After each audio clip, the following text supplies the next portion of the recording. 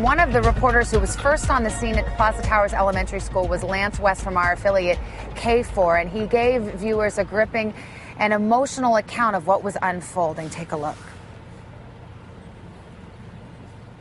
I am standing where a whole bunch of folks are gathered. They're bringing out some boards, some stretchers. What looks to be like an all-out effort here momentarily. The National Guard has arrived. I do have reason to believe that they have found some victims. I asked one of the medics if he could confirm. He just put his head down and said, I can't answer that. Guys, I just ran down there to the school to talk to emergency personnel, and I've been told by some very reliable sources here on the scene that this is no longer a search and rescue operation. It's now a recovery mission. It is my understanding that there are up to 24 children, victims, trapped at the bottom of that school right now. This is Eagle Drive right here. We understand there could be as many as a half dozen more fatalities on this street alone in this area. The emergency personnel have backed out of the school. They're pulling in more vehicles. They're backing people away.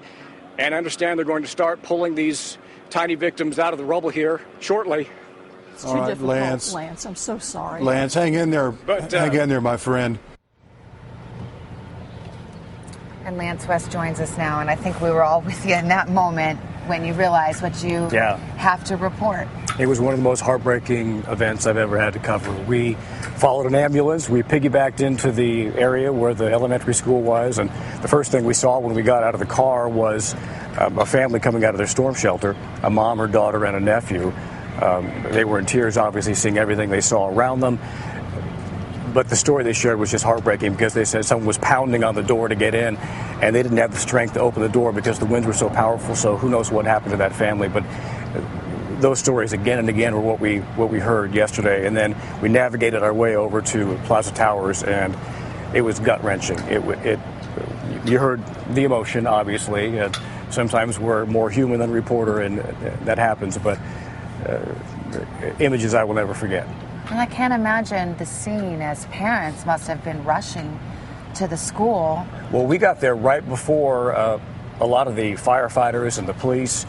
And then about 15 minutes later, parents started to show up, and they were hysterical, as you might expect. My kids are in there. Why aren't you doing anything? And I can tell you, we spent 10 hours out there. These search and rescuers did everything they could to get to these little victims at the bottom of the pile of the rubble. It was heartbreaking to watch, to see the hopelessness and helplessness on their face and the heartbreak with all these parents.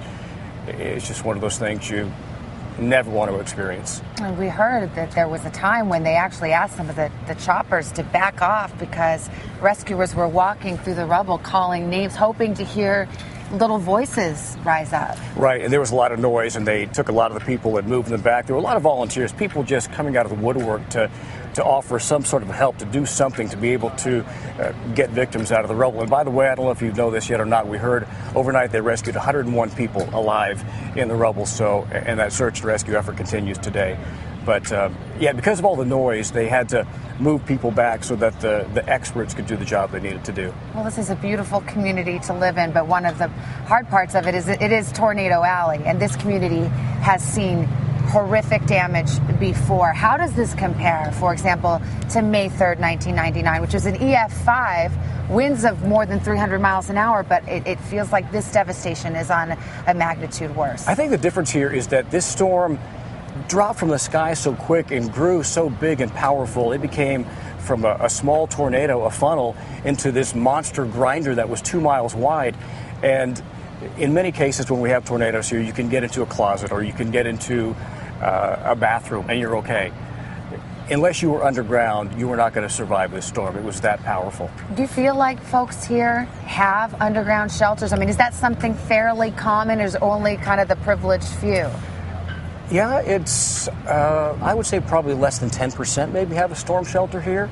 And like I say, most people think they can survive hiding under a staircase or in a bathroom. But I can tell you that sales of storm shelters are going to go up after this because this is what Mother Nature can do, unfortunately. A lot of great stories, though, coming out of that school.